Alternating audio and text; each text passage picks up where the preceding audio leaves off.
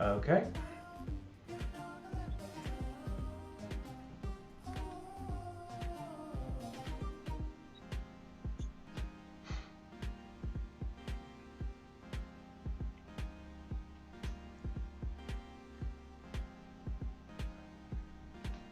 All right, let's give folks another minute to join.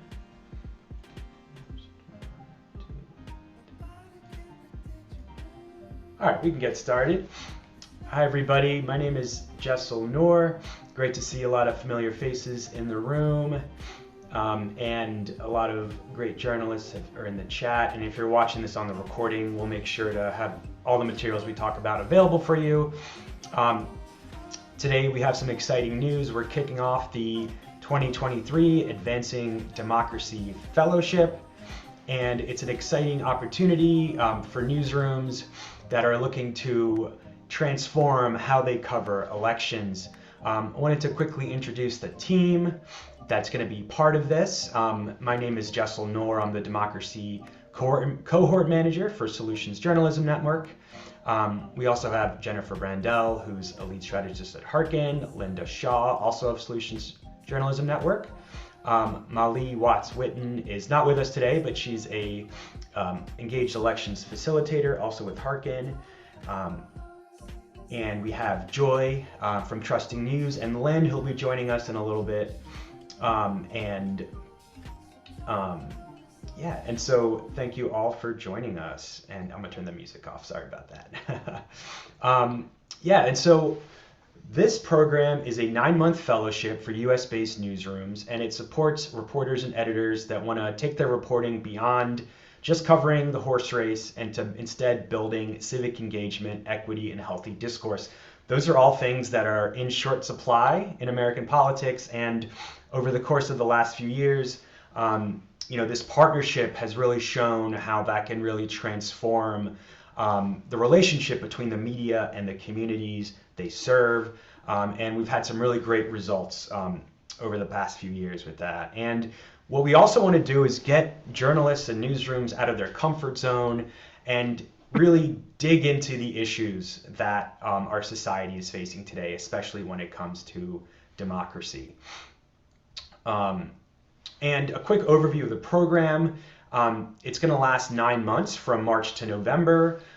We need at least 2 people from every newsroom, a reporter and editor, to participate in every workshop. But that number was higher for some newsrooms. And in 2022, we had up to 8 take part. We expect the program to require 4 to 6 hours of virtual training time per month. So this all will be virtual. The sessions will be recorded. And the intent is not to give you busy work, but to give you engagement on strategies that can transform your coverage and really raise the ceiling on what your newsroom can accomplish. And as I mentioned, this opportunity is open to US-based newsrooms.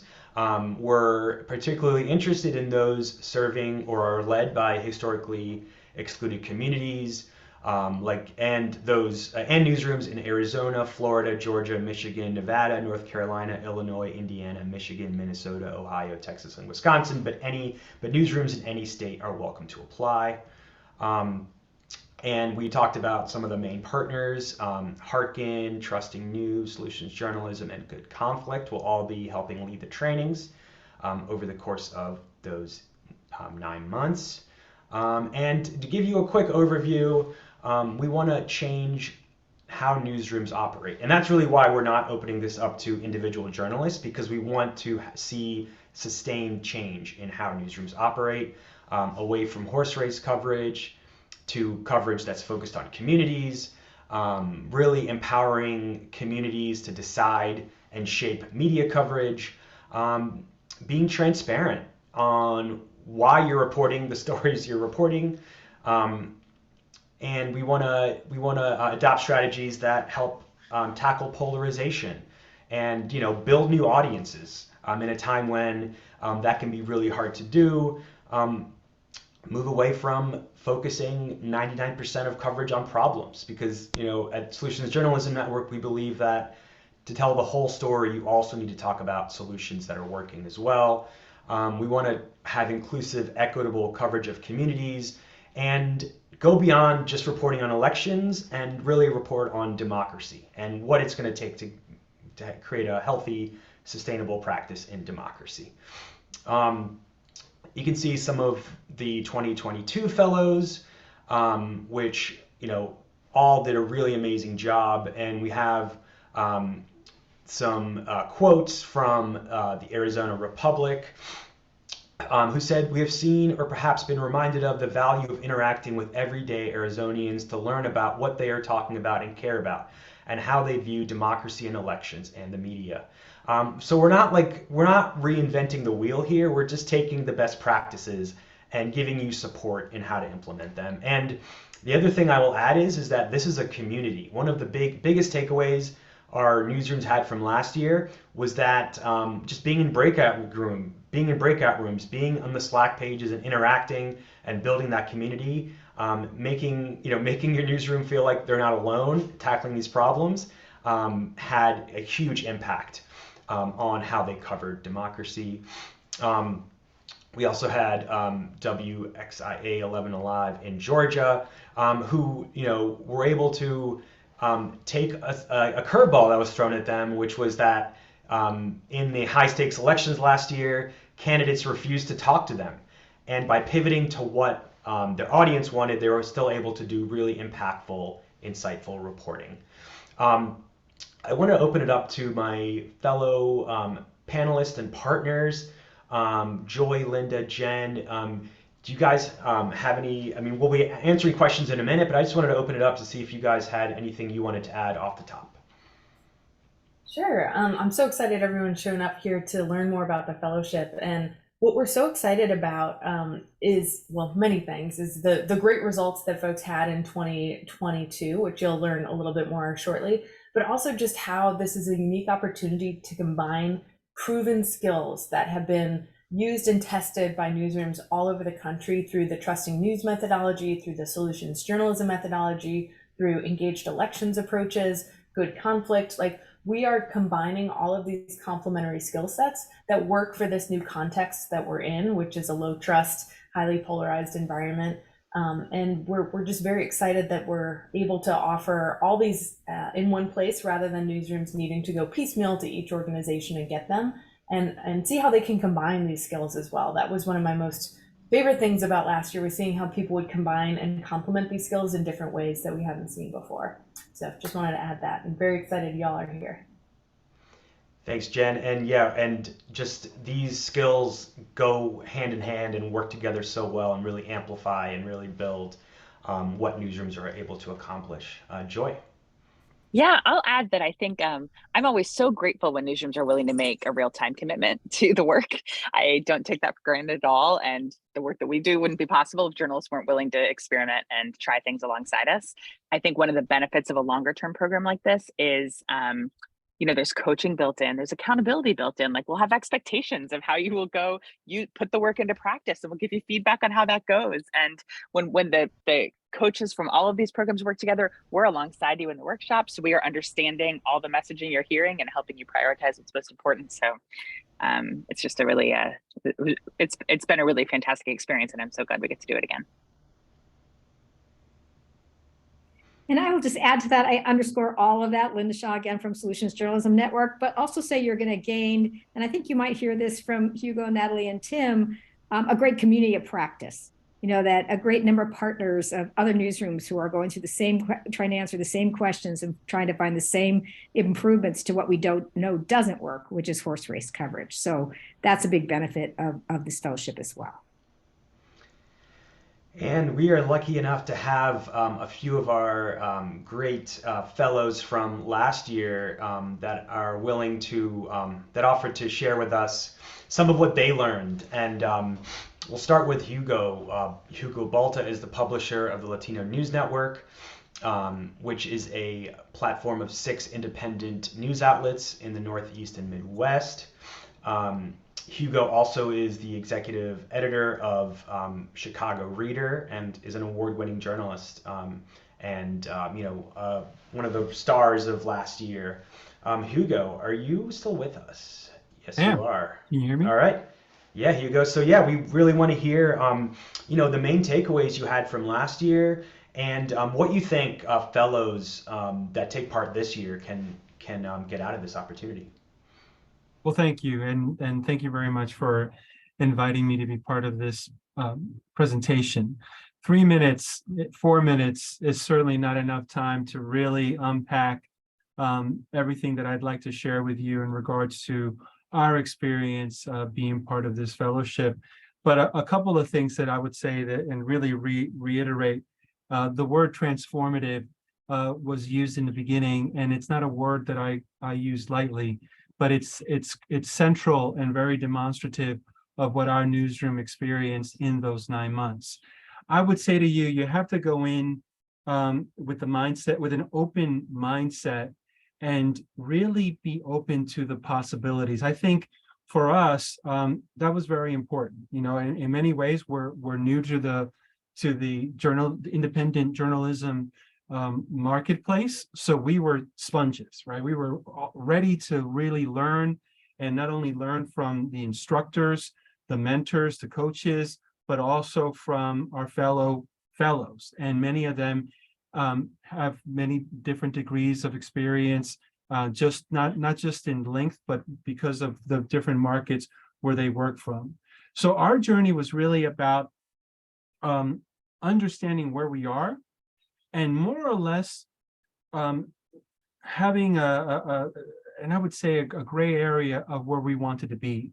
The fellowship, step by step, really helped us identify what that finish line should look like.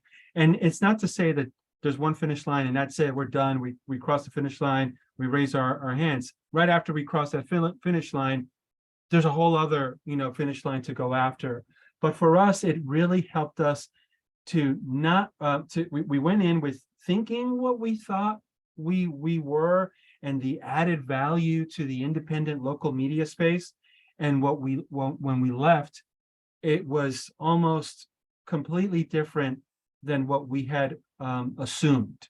And that came from working on surveys that we had experimented with before, but not having been given the experience of how to shape them.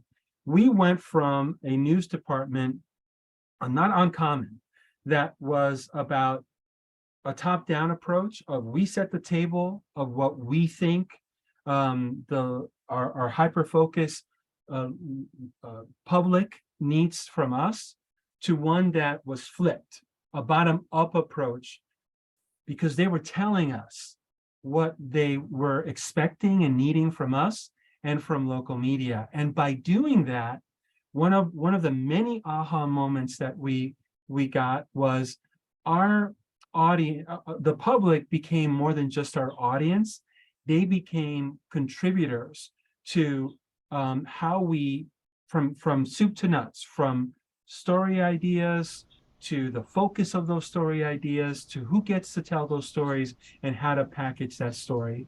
And that shift has really started to build trust with our public, and also being transparent in how we're producing stories, again, from ideation to the finished product. We also another thing that we took away was collaboration, and collaboration being the key to success. As a 30-year news veteran, and a large portion of my career being in legacy media, in commercial media, it's very competitive. And it's not to say that we're not competitive ourselves, but we identified within our group and through the fellowship, we were introduced to other groups where we could identify that intersection with our mission in order to collaborate. And in collaborating, that is not only an integral to the health of news in our news department, but I would say also to the health of democracy. Lastly, with the time that I have with you, we looked at part of the curriculum is to identify what our mission is, right? And again, we have a mission statement, but how does the mission statement translate to the work that we're doing? Now it becomes not just a sort of byline, but it becomes a living document in regards to how we're approaching news gathering. And so that really was helpful because we were using our mission statement again very one-dimensionally, but by going through the exercise and really unpacking what that mission statement is and almost and rewriting it, now we use it as a tool of how we're showing up every single day, pitching story ideas, how we're engaging, and in almost every single story, reinforcing what our mission is. Specific to democracy, we started the fellowship in covering politics and covering elections and ending up covering democracy, where now it's part of our subheads. And because of the surveys and what the public was telling us, we are leaning in on what happens between the elections. And that's the work of the state legislature, municipal, the work of municipal elected officials, as well as, of course, looking at the federal government.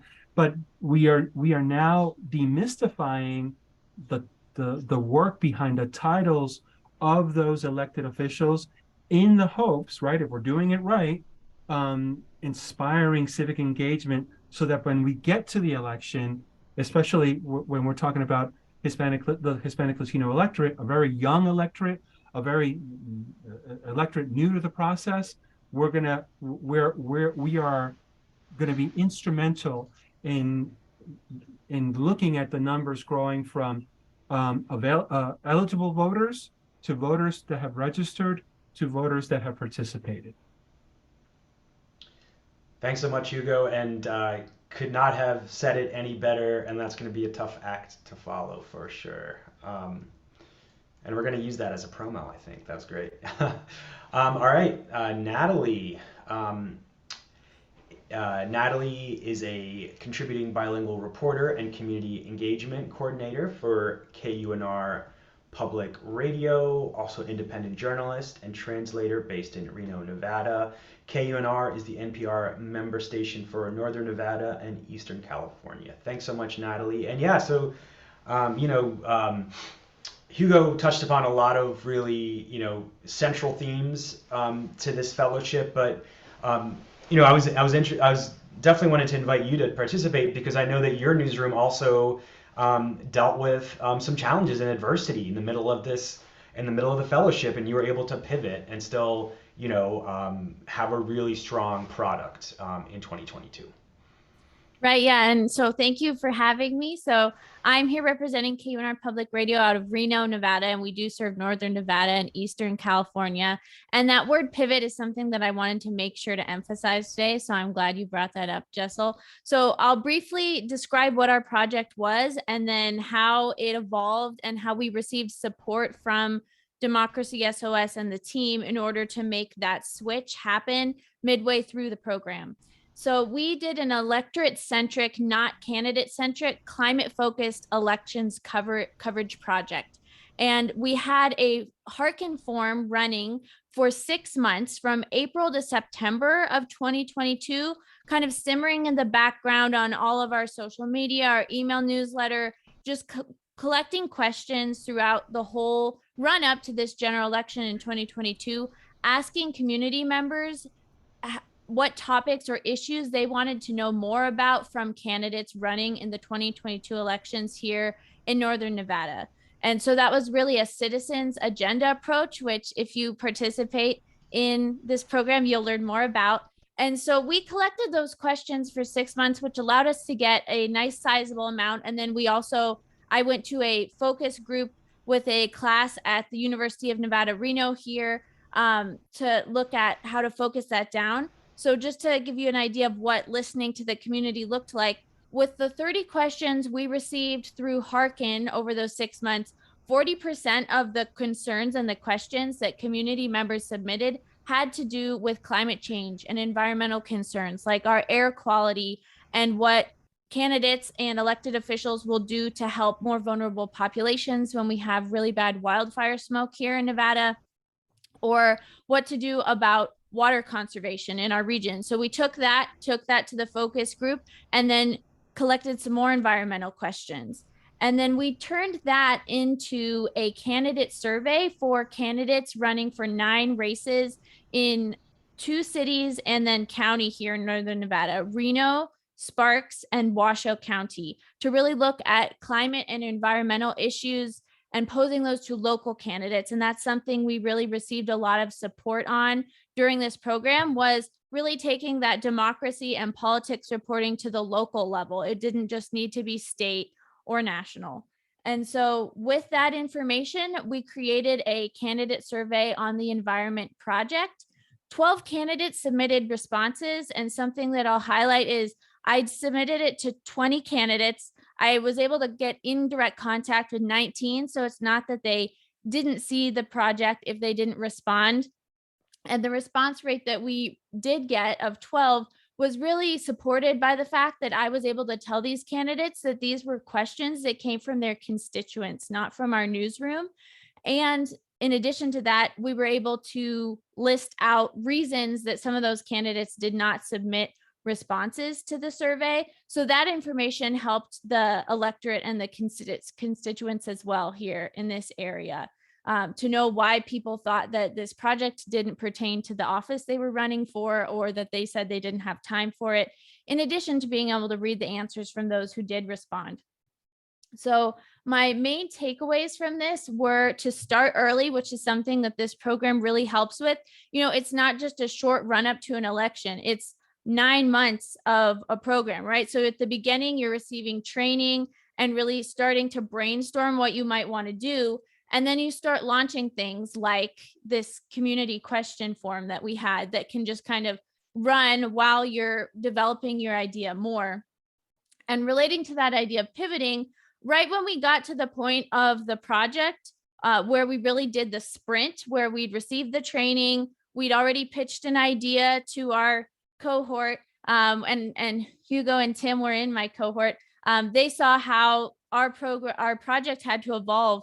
Our news director at the time went to a new position, and we needed to look at what I could pull off, you know, with a smaller team with different resources than we had thought of originally. And that's when we turned to these questions that we'd been collecting, because originally we thought we might do a bilingual candidate forum that we hosted with different candidates in the area. And then we ended up analyzing these questions and doing this candidate survey project instead.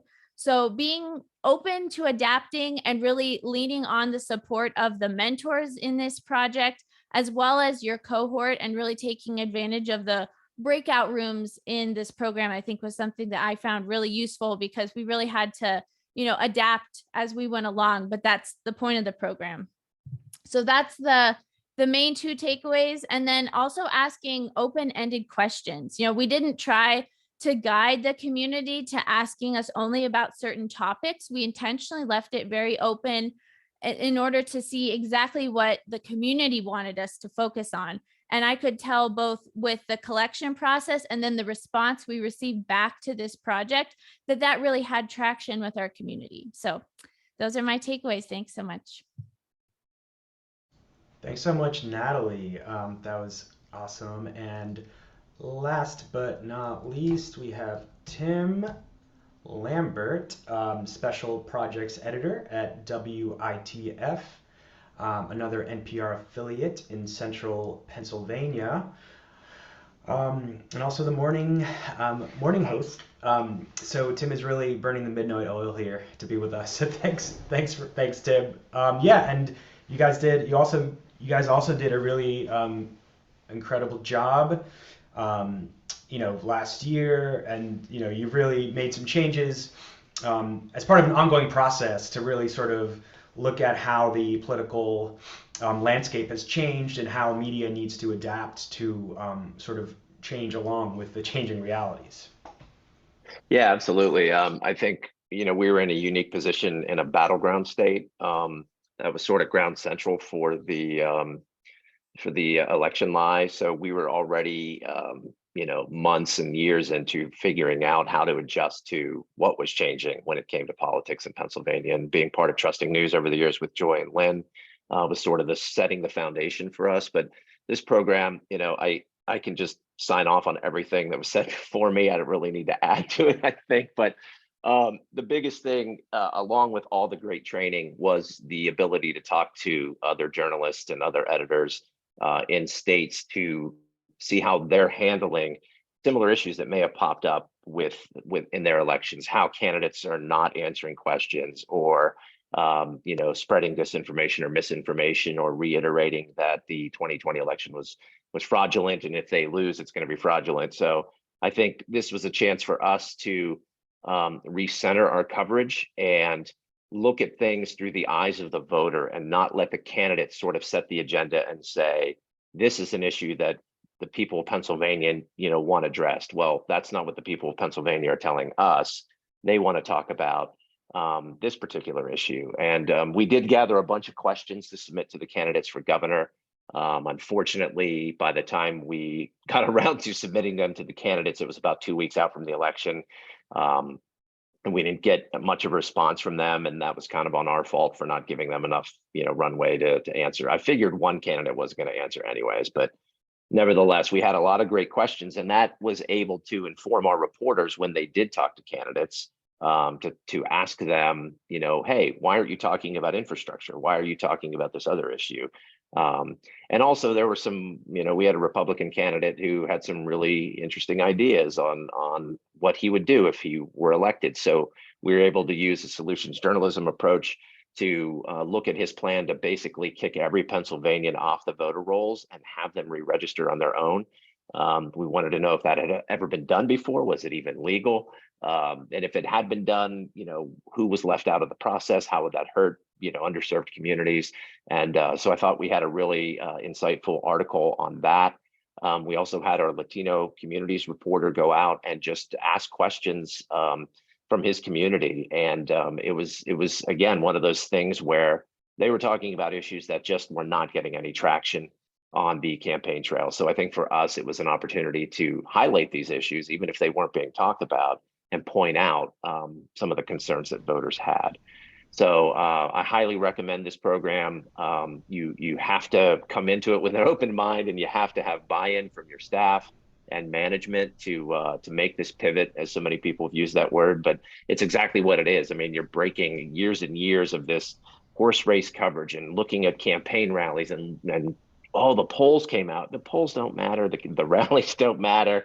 What matters is what is going to impact the communities of the people you serve, and the people who live there should have a say in how that coverage is enacted. So just a great opportunity to be a part of it, and we're going to continue to use what we've learned moving forward. So thanks. Thanks so much, Tim, Natalie, and Hugo. Giving you guys a round of applause. That was fantastic. And now we're going to open it up to questions. So please enter your questions in the chat or raise your hand, and I will unmute you. But real quick, applications are open today. I'll put the link in the chat. It's also linked on our website, advancing-democracy.org. I'll also put that link in the chat in just a second. We'll be announcing the fellows in early March. We're looking for 20 newsrooms, so please share this opportunity with other folks, other newsrooms you think can be interested. You can reach out to me with any questions. I'm here at your disposal. Can walk you through the application process if you have any questions, or if anything else comes up we don't address today, I'm happy to get back to you. But yeah, so now we have time for questions. Can I jump in while we wait and Yeah. answer a question that came in, I think, via email earlier, in case other folks are having it as well? Somebody asked, I got the sense that maybe somebody was getting pushback from an editor saying like, yeah, we can sign up for this, but I don't have time to do it all. You can do it all, right? And I want to say that we are really intentional about expecting the same. We ask for a reporter and editor team, multiple people in a newsroom, somebody in leadership, and that that is a choice we've made because we know how important it is to have allies, and we know how important it is to have people with some authority in the newsroom to be part of the work. So yes, if you are here on behalf of your newsroom and your boss is not here, or the people you would be working with are not here, I encourage you to think about just recognize that part of the program is that you participate fully together, not that one person is assigned to go on behalf of the team.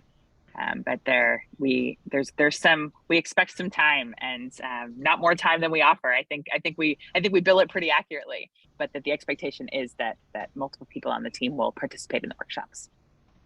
Yeah, and that's a really good point, and we did have that question come in. So we do expect the program will take 4 to 6 hours of training time per month, and then you'll be taking time actually implementing, the lessons and things you've learned in your reporting. So it's not a huge commitment. It is a significant commitment at a time when everyone's overworked. So there is that. But if you're having challenges with buy-in from leadership, shoot me an email. We can think of some ideas. You could send them this recording. I think you've heard the testimonies from some really great journalists, and how it might not have been the easiest thing they've ever done, but it definitely paid dividends at the end. It's a good challenge. It's a fun challenge. It's a fun community to be part of, and it's really hard to get that. There's not a lot of opportunities to get that elsewhere. So we have the rest of the hour for questions, and we have a Zoom chat. We have a Zoom full of journalists, so I know there's not going to be a shortage of questions, but I guess I can ask a question. One of the things I would just add real quick too is, here in Pennsylvania, we have a pretty good collaborative working relationship with other public media organizations. So I was able to, when we would have our strategy sessions on who was covering what across the state, I was able to talk a little bit about some of the practices that I was learning. And while other stations maybe couldn't implement them fully, they were at least taking notes, and they were definitely looking to talk to voters a little bit more after sort of my cheerleading. So, these are tools that if you work with other news organizations and any collaboratives, these are tools that you can pass on to others. And while they don't put in the work you do, the coverage overall for whatever project you're working on will be much better for it. Yeah, and in terms of impact, we had, in terms of collaborations, we had several newsrooms start new collaborations just within the fellowship itself. We had a number of newsrooms receive significant grants and rewards for their reporting. The Texas Tribune said that some of their most popular elections reporting was produced as part of this fellowship, and they said they even blew out the numbers from the previous year, which was the previous election cycle, which was a national election cycle, by focusing on their audience in the midterms. And so that really, I think, speaks to the power of engaged elections, of solutions, and of trusting news. And I want to add to that too, because I think everybody applies for the fellowship, and you're coming at it from different angles. But what you just mentioned shouldn't be lost. We really, the partnerships afforded us also the ability to expand our reach. So as a journalist, right, all of us were looking to reach as many people as possible. And so those collaborations saw our numbers grow across the board, not just on our websites, but on social media as well. And then through some of that work at our affiliate in Connecticut, we're looking at a partnership with Connecticut State Libraries that's focused on the digital divide that is happening in Connecticut. And as we saw through COVID-19, many marginalized communities, so including, of course, Latinos, one of the disparities that was exacerbated was education and not having that connectivity. So the work that we're doing and pivoting towards is helping us identify other potential partners, and then collaboratively applying for grants to do that work as well as independent funders to do that work. So that shouldn't be missed as well. A lot of what we learned was also focused not only on the journalism, but on how we can package what we're producing and then going with other partners after funding to continue the work. So I realized that we might not have, you might not have been able to put questions in the chat. So I'm just going to allow everyone to talk. So if you have a question and you weren't unable to ask it, sorry about that. And you are allowed to go on mute now. So feel free to ask any questions if anything is on your mind.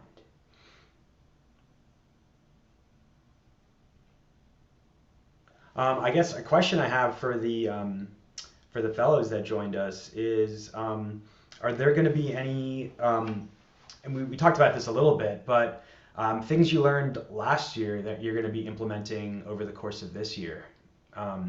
In generally, I mean, there's still local and state elections happening, but it's not as a high stakes of an election overall compared to previous election cycles. Yeah, so I can speak to that briefly.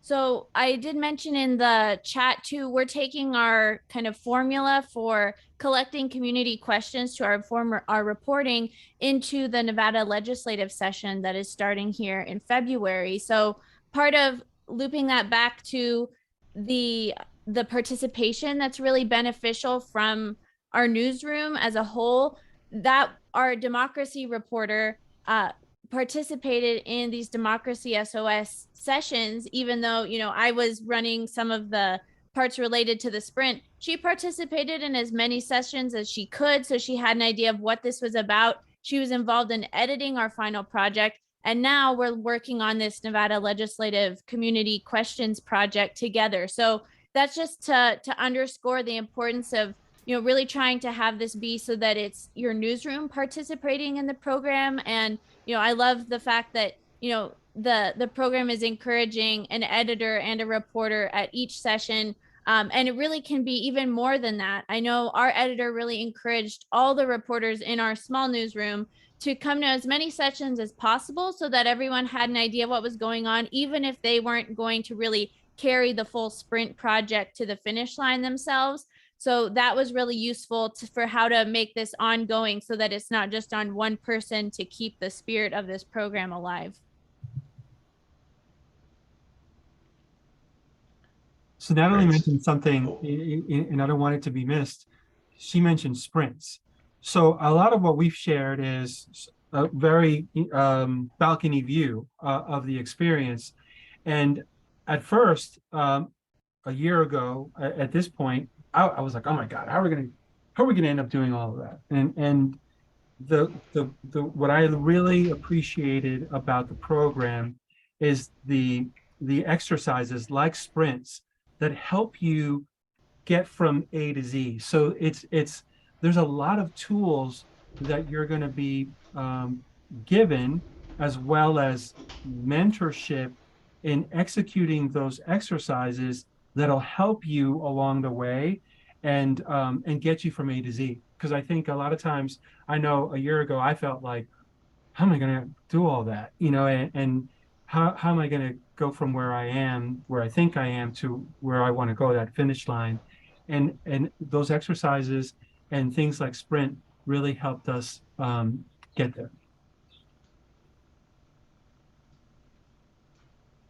There is a question from Becky in the chat. Becky, do you want to just come off mute and ask that question?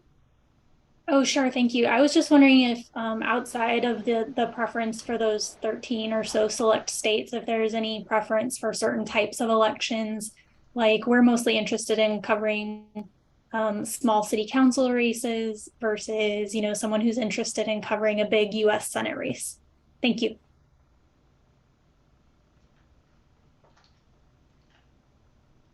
Jessel, do you want to take that one, or? Yeah, I would say that's a great question, and I think I won't speak for my fellow partners, but I think that we'd be really curious to see what you hope to get out of the program, how you see yourself implementing Trusting News, Hearken, and solutions into what you're doing. And so I think that's going to be a big factor in how we evaluate applications. We want to make sure you are able to give the commitment that we're looking for. I think, a lot of change happens on a local level. So if local races are something you want to cover, I think we'll definitely be interested in that, because those local races tend to not get their appropriate share of coverage, and that's where a targeted focus by a newsroom or a coalition of newsrooms can make a huge impact. So I think that's definitely something we're interested in.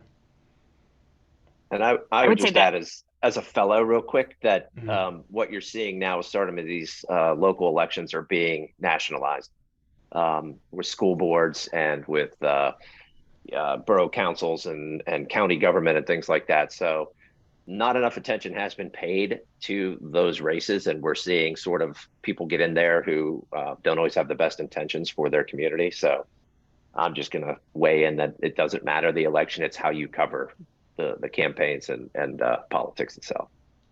Tim, I think I heard you talking about that on a podcast recently. Becky, we'll ask you on the application about who you serve and what impact, what you're trying to accomplish. And so, if the story you have to tell us is about why coverage of those races matters to your community and how you hope to evolve how you do it, then that's fantastic.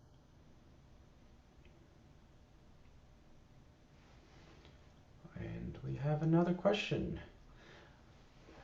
Would covering union elections be outside the scope of the fellowship? That's from John Duda at the Real News Network. That's an interesting question. We're really looking at municipal and county and statewide elections, but if you can, I think we'd definitely be open to hearing a pitch. If there's a way you can connect union elections with other elections, and that is democracy. That is democracy. So I get. I think that could be. I'd be interested to reading that application. But I don't know if some other folks have thoughts on that. I think it's a great question. Unions oftentimes have a lot of sway and power in elections as well. So there's kind of like double, layers there to that. And personally, my own my own creed to cur going forward is we can't maintain a national pattern of democracy if it's not rippled inside of our organizations and institutions. And union memberships are really, unions are a very powerful force for democratic, for economic democracy and overall practicing democracy. But if you can make a tie to how it would also, this approach and coverage would be useful for covering other sorts of elections where anyone who is a resident or documented citizen, depending on your area, can vote. That's really what a lot of the training is geared toward. But I know the lessons we teach could really be applicable to any kind of coverage like that. Yeah, and John, I'm happy to brainstorm. If I'm happy to help you flesh out your idea. So just reach out. You know how to reach me. It's a question from Lisa. Lisa, do you want to go off? You want to go off mute and just ask your question? Sure. Yes, it's Lisa Lopez with the Carolina Public Press. This is really an admin question. I'm the development director, so I do all of the granting reports, and so wondered what are the reporting requirements if we're so fortunate to receive the grant. Yeah, that's a great question. So in terms of reporting requirements, I think the main reporting requirement is a year-end report, and that entails answering questions, and the process probably takes a few hours in terms of final report. Throughout the process, we'll be asking every newsroom to give updates on what they have accomplished, what challenges they're facing. But I mean, I'll let Tim maybe take a swing at that. Wow, that was I would say it was not a huge commitment. We're not asking you to like jump through hoops in terms of reporting requirements. No, I don't think it was bad at all. I think it was just how we spent the money, and when we spent the money, and just what basically what stories we did that we said we were going to do through the sprints and things like that. And then there was just some questions about the process and what we learned from what I remember. I don't think it was a heavy lift at all. And that's when I was still news director. So I had a lot going on, and I don't remember being like, oh my God, why are they asking me this? So hopefully that helps. Yeah. Excellent. I can ask another admin related question, just in case anyone is curious to know.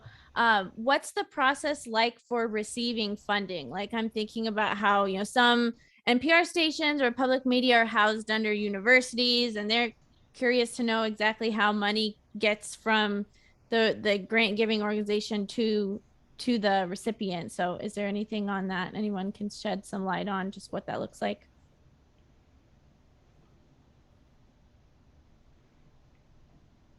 Linda, you're shaking your head like you might have an answer.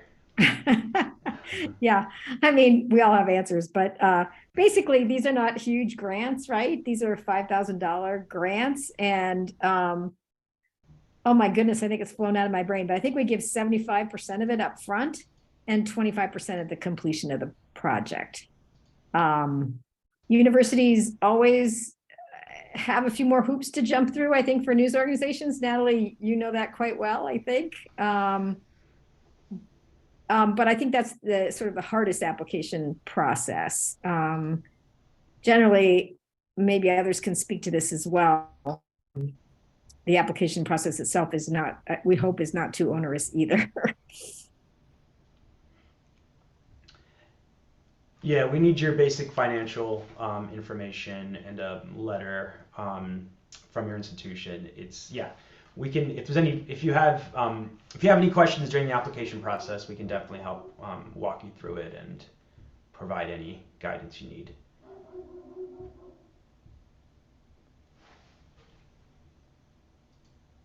The application process in general is not too onerous, I don't think, but we do ask you some things, and we're inviting you to wrestle with some things, and not to have a lot of firm answers, but to show us that you're willing to wrestle with things, because that's really what this is about. Like, we're rethinking things here together and experimenting with things together. So do take enough time with your application that you're able to demonstrate that you're up for that and that you're willing to kind of commit the mental energy to go on the journey with us. And just one other thought on that, I think related to both the application and the deliverables throughout the program, including the end report. I think something I noticed was just the really usefulness of conferring with your colleagues, even if you're in charge of submitting the materials, really making sure that you've talked things out, that you've brainstormed, that you've wrestled with things, as Joy mentioned, and have that kind of consensus on what you're submitting is helpful.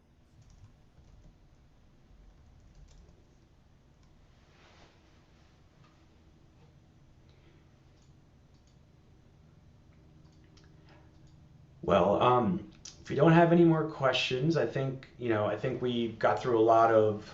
I think yeah, we gave a pretty good overview of what this program entails, and you're able to hear from some of the great 2022 fellows as part of that took part last year and shared some of the amazing things they're able to accomplish and some of the work that remains ahead.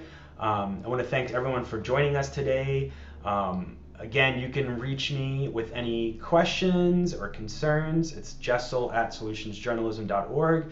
You'll all be getting a follow-up email with a link to the recording and a link to the application and our website. But really hope that this fellowship is interesting and that you'll consider applying, and we really look forward to reading through all the applications and making some really tough decisions. And yes, please spread the word to other newsrooms and friends in the media could be interested. Thanks, Jen. Thank you so much, everybody. Thank you all. Hope to see your applications in there. Take care. Yeah. See you, everybody. And thanks again to our panelists. You guys are all great. Thank you very, Totally. very much for You your made our time days. today. Yeah. All right, take care. Bye. Bye-bye. Good luck. See ya. Thank you. Thanks, everybody.